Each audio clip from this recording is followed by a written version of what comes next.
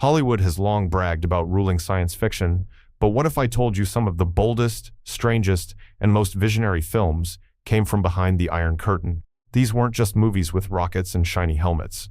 They were wild experiments in imagination, bursting with imagery that still looks ahead of its time. So here's the question. What happens when Soviet filmmakers outdreamed Hollywood? Stay with me, because some of these cosmic visions are still waiting to be rediscovered. Aelita, Queen of Mars, 1924. Before the Cold War, before rockets, before even talking pictures became the standard, Soviet cinema gave the world a silent feature that looked like a fever dream painted in steel and glass. Aelita, Queen of Mars, wasn't just another space adventure. Directed by Yakov Protazanov, it was one of the very first full-length science fiction films ever made, and it set a visual benchmark that Hollywood would chase for decades. The story is deceptively simple. An engineer dreams of traveling to Mars, and when he finally does, he encounters the beautiful and powerful Martian queen, Aelita. But beneath the romance and fantasy lies a sharp allegory about power, class, and rebellion. The film dared to ask whether building a new world would truly mean freedom, or if it would just repeat the same old struggles under different skies. What really makes Aelita unforgettable is the look of it. The Martian palaces were designed by avant-garde artists who pulled inspiration from Cubism and futuristic architecture. The sets were angular, surreal, and hypnotic, like walking through a living piece of abstract art. Even if you never watched the film, you've seen its influence. Without Aelita, it's hard to imagine the look of Flash Gordon, Star Wars, or even the bold set designs of modern sci-fi epics. At the time, Western critics dismissed it as bizarre propaganda, too strange and too stylized. Yet the imagery endured. Today, clips from Aelita pop up in retrospectives, and you can find the full film online, a time capsule of Soviet creativity. Was it heavy-handed? Absolutely. But it was also decades ahead of its time. Aelita wasn't just a movie. It was the launchpad of Soviet sci-fi itself, and it still dazzles with its ambition nearly a century later. Amphibian Man, 1962. When you think of Soviet sci-fi, you probably picture rockets, astronauts, and distant planets. But Amphibian Man took the genre underwater and delivered one of the USSR's biggest film sensations of the early 60s. Directed by Vladimir Chebotaryov and Gennady Kazansky, it blended romance, adventure, and speculative science into a dazzling tale that still captures imaginations today. The story follows Ichthyander, a young man who can breathe underwater thanks to experimental surgery performed by his scientist father. His ability makes him both wondrous and alien to the world around him. While he longs for love and connection, society fears and exploits his difference, turning him into both a legend and a target. Visually, the film is breathtaking. Shot on location in the Black Sea, the underwater sequences are filled with dreamy elegance, graceful swimming, glistening waves, and a sense of freedom that feels almost surreal. For audiences of the time, these scenes were unlike anything they had ever seen on a Soviet screen. But beneath the beauty lies something deeper. Amphibian Man is about the clash between progress and human greed, about how society treats those who don't fit into neat categories. Its allegorical weight was clear, but its emotional core, the longing of a young man trapped between two worlds, was what truly hooked audiences. And hook them, it did. Amphibian Man became one of the most popular films in Soviet history, drawing tens of millions of viewers. Clips and full versions survive online today, proof of its enduring charm. It may not deal with spaceships or cosmic voyages, but it asks the same big questions. What does it mean to be human, and how do we face the unknown? Amphibian Man proves that Soviet sci-fi didn't need to leave Earth to make a splash. Sometimes, the strangest and most powerful frontiers are found in the depths of the sea. I Was a Satellite of the Sun, 1959. The year was fresh off the shock of Sputnik, and the Soviet Union was determined to keep its place as the pioneer of space. Out of this ambition came I Was a Satellite of the Sun, directed by Victor Morgenstern. It's a film that doesn't just tell a story, it teaches, inspires, and dazzles all at once. Think of it as half space adventure, half classroom, and 100% Cold War optimism. The plot follows a young man who signs up for an experimental orbital mission, only to find himself literally circling the sunday. Along the way, the film takes time to explain the dangers of space, solar flares, cosmic radiation, orbital mechanics. It isn't just drama, It's an illustrated manual for a future that hadn't even arrived yet. And that was the point. This was a movie designed to ignite dreams of spaceflight in ordinary Soviet citizens. For 1959, the visuals are jaw-dropping. Miniatures, projected star fields, and simulated weightlessness created a believable spectacle that made audiences feel like they were peering decades into the future. The film's charm lies in its balance. It's never a dry science lecture, but it never descends into pure fantasy either. It walks that razor's edge of inspiration and instruction, all while keeping the tone light and adventurous. What stands out most is its mood. There's no cynicism here, no dystopian gloom. The protagonist isn't a superhero or a chosen one. He's an everyman, standing in for the audience, daring them to imagine themselves soaring through space. When Yuri Gagarin made history just 2 years later, this film suddenly looked less like speculation and more like prophecy. I Was a Satellite of the Sun may not have made it big outside the USSR, but it remains a time capsule of an era when space wasn't a battlefield. It was a dream, a promise, and a leap into the unknown. Watching it today, you can feel that optimism pulsing from every frame. Planet of Storms, 1962. Now we're in the heart of the Cold War, and the Soviets weren't just making sci-fi films, they were making statements. Planet of Storms, directed by Pavel Klushintsev, is a full-blown space adventure that doubles as one of the most visually stunning Soviet films ever produced. And get this, its effects were so good that Roger Corman, the king of American B-movies, bought the footage and repackaged it into several US releases. That's how impressive it looked. The story follows a Soviet crew on a mission to Venus, where survival becomes the name of the game.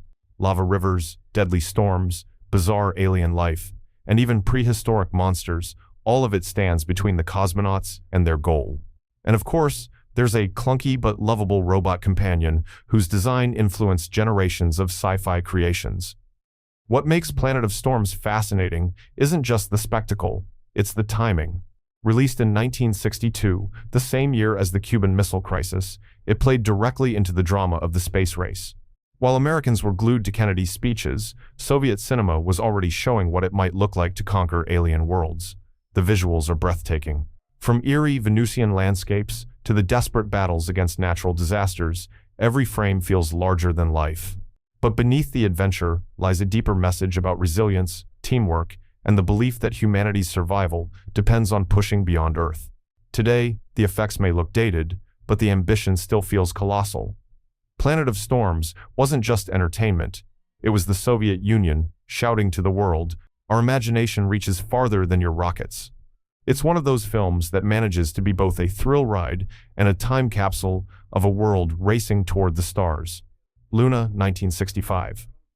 Before Neil Armstrong ever set foot on the moon, Soviet cinema had already planted boots there, at least on screen. Luna, directed by Pavel Klushintsev, is a fascinating mix of speculative fiction and scientific documentary. If Planet of Storms was a thrill ride, Luna is more like a blueprint of how the Soviets thought lunar exploration would actually unfold. The film blends dramatized sequences with narrated segments, showing rockets blasting off, cosmonauts training, and bases being constructed on the barren lunar surface. What's jaw-dropping is the accuracy. Klushantsev's vision of reusable boosters, lunar rovers, and shuttle-like craft predicted real NASA technology years before it became reality. Some accounts even suggest that NASA engineers studied his work. Watching it now feels like peeking into an alternate timeline. But Luna isn't just about technical accuracy. It also captures the pure optimism of the era. The moon isn't shown as a hostile wasteland, but as humanity's next frontier, ready to be studied, settled, and transformed. Every frame radiates a sense of hope that space travel could unite humanity and usher in a brighter future. Of course, there's a layer of propaganda here. The film proudly frames Soviet cosmonauts as pioneers of a new age. Yet the dream it presents is strangely universal. The idea that the moon was within reach wasn't just a Soviet fantasy, it was a global one. Visually, Luna remains stunning. The practical effects, the model work, and the simulated lunar surface all look convincing, even today. More importantly, the film carries an emotional weight. It isn't about fighting aliens or escaping dystopias. It's about dreaming bigger, imagining the impossible, and believing that the next step for humanity lay just beyond Earth's atmosphere. Luna may not be as famous as Solaris or Stalker, but it deserves a place on any list of classics. It's a cinematic window into the boldest dreams of an era where space felt limitless. The Andromeda Nebula, 1967. If Star Trek had been born in Moscow instead of Hollywood, it would probably look a lot like the Andromeda Nebula. Based on Ivan Yefimov's famous novel, this film wasn't just about space travel. It was a bold proclamation that humanity, united under communism, could achieve harmony and explore the stars as one. Lofty? Sure. But also incredibly ambitious for its time. The story follows the crew of the starship Tantra, who set out to investigate a distant nebula. Their journey isn't filled with laser battles or intergalactic dogfights. Instead, it's an exploration of cosmic dangers, like radiation, strange alien environments, and the philosophical weight of venturing into the unknown. Unlike American sci-fi, which often leaned on pulp thrills, this film leaned heavily into metaphors of progress, unity, and sacrifice. Visually, the Andromeda Nebula is a feast. Sleek spacecraft interiors, glowing cosmic clouds, and eerie alien landscapes fill the screen with a hypnotic, almost dreamlike quality. If you've ever seen old Soviet posters with gleaming astronauts and futuristic skylines, this is that vision in motion. But here's the twist. Even within the USSR, the film was later criticized for being too idealistic. It painted the future as too perfect, too utopian, even for state officials who usually applauded optimism. Still, that's what makes it fascinating today. It dared to believe that space exploration could be less about conquest and more about collaboration, less about fear and more about hope. The Andromeda Nebula might not have achieved the global fame of Solaris, but it remains a snapshot of a world that wanted to dream past its political battles. Watching it today, you can't help but admire the sincerity, even if the idealism feels almost alien in our cynical age. Solaris, 1972. Here's where Soviet sci-fi left rockets behind and turned inward, deep into the human mind. Directed by Andrei Tarkovsky, Solaris is often called Russia's answer to 2001, A Space Odyssey. But that sells it short. This isn't just about dazzling visuals. It's about memory, grief, and the haunting weight of human emotion. The plot follows psychologist Chris Kelvin, who is sent to a space station orbiting the mysterious planet Solaris. The crew there is unraveling, not because of aliens, but because the planet itself reflects their memories back at them.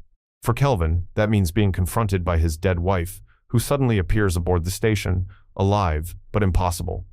Solaris is slow, meditative, and heavy with questions. What do we really want from the universe? Answers, or just a mirror that forces us to face ourselves? Tarkovsky fought hard with Soviet censors who thought the film's pacing was too drawn out and its subject matter too abstract, but his vision won. Solaris went on to win the Grand Prix at Cannes and earn international respect. The film's visuals still stun: eerie oceanic surfaces of the living planet, claustrophobic station corridors, and dreamlike sequences that blur reality and memory. Yet the true brilliance lies in its emotional depth. Unlike most science fiction, which leans on spectacle, Solaris insists that the greatest mystery isn't out there in space, it's inside us. Haunting, unforgettable, and endlessly debated, Solaris is more than a film, it's an experience. One that lingers long after the credits roll. Eolomia, 1972. Not all great Soviet sci-fi was made solely in Moscow. Eolomia, a co-production between East Germany and the USSR, is one of the most ambitious Cold War-era collaborations. Directed by Herman Zashoki, it's a slower, more reflective film, but don't let that fool you. It's a hidden gem, packed with atmosphere and allegory. The story begins with a mystery. Starships are vanishing, communications are breaking down, and rumors swirl that humanity is losing its grip on its own exploration efforts. Scientists and bureaucrats argue, should they halt space travel until they can solve the problem, or keep pushing forward no matter the risk? At the heart of it all is the secret plan known only as Eolomia. What makes this film stand out is its mood. There are no big battles, no monstrous aliens. Instead, it's about silence, doubt, and the fear of the unknown. The sets are sleek and futuristic, but tinged with a loneliness that feels almost haunting. Characters wrestle not with enemies, but with themselves, their doubts, their ambitions, their failures. Visually, Eolomia is gorgeous. Dreamlike sequences of drifting ships, haunting cosmic silence, and eerie radio static create an atmosphere unlike anything Hollywood was producing. It's slow, yes, but in that deliberate pacing lies its power. The enemy isn't space. The enemy is our own uncertainty. Eolomia may not have captured the world's attention like Solaris, but it nailed the Soviet gift for making space travel feel less like an adventure and more like an existential meditation. Watching it today feels like opening a diary of humanity's anxieties, written in starlight. Stalker, 1979. Forget rocket ships and moon bases. Stalker, another masterpiece from Andrei Tarkovsky, pulls science fiction down to earth, literally. Instead of stars, it gives us swamps, abandoned factories, and a forbidden wasteland known simply as the Zone. And yet, it's one of the most hypnotic and thought-provoking sci-fi films ever made. The story follows three men: the Stalker, a guide who knows the Zone's dangerous paths, and his two clients, known only as the Writer and the Professor. They're searching for the Room, a place rumored to grant your deepest wish. Sounds simple. But in Tarkovsky's hands, the journey becomes an unsettling trek into the human soul. Every step inside the Zone feels like a trap. Puddles shimmer with menace, abandoned tunnels echo with unseen dangers, and invisible forces threaten at every corner. But the real peril isn't outside, it's inside the characters themselves. What if the Room really gives you what you desire most? Are you ready to face the truth about yourself? Visually, the film is haunting. Long, slow shots build unbearable tension, while sudden shifts from sepia to lush color immerse you in the Zone's eerie power. The desolation feels alive, almost breathing, as if the land itself were watching. Released at the tail end of the 70s, Stalker was read as an allegory for faith, politics, and the crumbling of utopian dreams. Others saw it as Tarkovsky himself asking one terrifying question: would you truly want your heart's desire if it came with no conditions? Stalker isn't fast, it isn't flashy, but it gets under your skin like few films ever do. It's Soviet sci-fi at its most spiritual, most mysterious, and most unforgettable. Dead Mountaineers Hotel, 1979. Now imagine Agatha Christie walked into the Twilight Zone. That's Dead Mountaineers Hotel. Directed by Grigory Kromenov and based on a novel by the legendary Strugatsky brothers, this film starts like a classic murder mystery before veering straight into cosmic territory. The setup is perfect. Inspector Glebsky arrives at a remote mountain hotel to investigate a supposed crime. A blizzard cuts everyone off from the outside world, leaving the inspector and a group of eccentric guests trapped together. At first, it feels like a standard whodunit. But soon, technology malfunctions, guests behave oddly, and eerie phenomena begin to suggest that not everyone in the hotel is entirely human. The hotel itself is a character: creaking corridors, flickering lights, and windows rattling under the storm outside. Every hallway drips with paranoia. But here's the twist. Unlike most detective stories, logic won't save you here. The more Glebsky tries to untangle the mystery, the less reliable reality itself becomes. What makes the film shine is its atmosphere. The snowy isolation builds tension, while the creeping sense of alien involvement adds an unsettling layer. Without spoiling too much, the inspector finds himself trapped in a moral dilemma far larger than the crime he came to solve. Released at the close of the 70s, Dead Mountaineers Hotel proved that Soviet sci-fi wasn't just about rockets and cosmic utopias. Sometimes, the strangest frontiers weren't in space at all, but in a lonely hotel room where nothing and no one is quite what it seems. The Mystery of the Third Planet, 1981. For decades, Soviet sci-fi carried a heavy, philosophical weight. But in 1981, along came a brightly colored animated adventure that made outer space feel like pure magic. The Mystery of the Third Planet, directed by Roman Kachanov, is one of the most beloved animated films of the Soviet era, and it's easy to see why. The story follows young Aelita Selezneva and her father, Professor Seleznyov, as they embark on an interstellar journey to collect rare animals. What begins as a scientific expedition quickly turns into a cosmic mystery, complete with hidden schemes, bizarre creatures, and strange alien worlds. What grabs you immediately is the art style. The film bursts with surreal designs, rainbow-colored planets, robotic birds, and alien beings that look like they stepped out of a surrealist painting. The spaceships themselves have an architectural beauty, blending fantasy with futuristic elegance. But don't mistake it for fluff. The story has tension, clever twists, and a sense of wonder that keeps even adult viewers hooked. It's playful but layered, balancing childlike curiosity with genuine suspense. For Soviet kids, it was a revelation, a chance to see space not as a cold, bleak frontier, but as a playground of imagination. Decades later, its influence is still felt. Clips are widely shared online, and the film is fondly remembered as proof that Soviet animation could rival Disney in creativity and spirit. If you want a taste of Soviet sci-fi that makes you smile instead of brood, The Mystery of the Third Planet is a perfect place to start. Hard to Be a God, 1989. By the late 80s, Soviet cinema was changing, and Hard to Be a God showed just how far it could push the genre.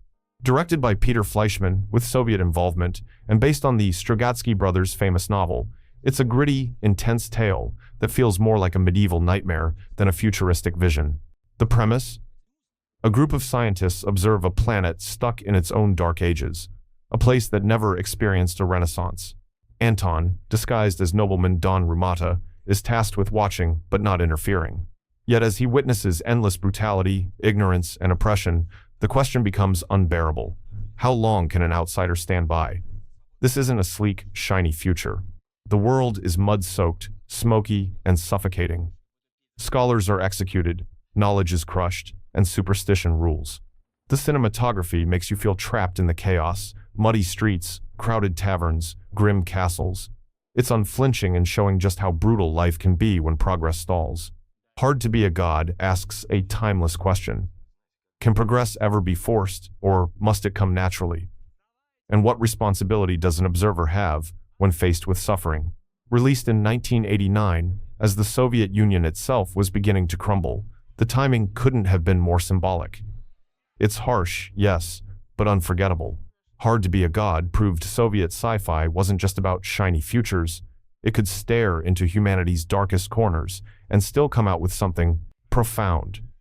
So there you have it, 12 Soviet sci-fi classics that dared to dream bigger, stranger, and often deeper than anything Hollywood was doing at the time.